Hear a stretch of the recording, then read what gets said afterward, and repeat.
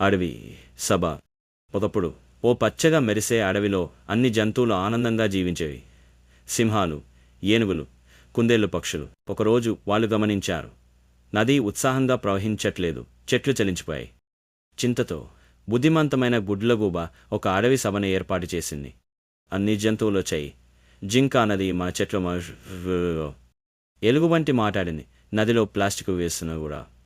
చిన్న గిలిగింత కుందేలు అన్నది, ఏదైనా చేయాలి. అప్పుడు చిత్తశుద్ధి గల కోతి ఒక మంచి ఆలోచన చెప్పింది, మనమే అడవిని శుభ్రం చేద్దాం, చెట్లను కాపాడుదాం, ఎవరు నష్టపరిచినా వారిని ఆపుదాం. అందరూ అంగీకరించారు. ఏనుగులు తమ తుంగాలతో చెత్తను తొలగించాయి, పక్షులు తమ పాటలతో సందేశం చెప్పాయి, కుందేళ్లు కొత్త చెట్లు నాటాయి, సింహం నదిని కాపాడింది. కొన్ని రోజుల్లో అడవి తిరిగి పచ్చగా మారింది.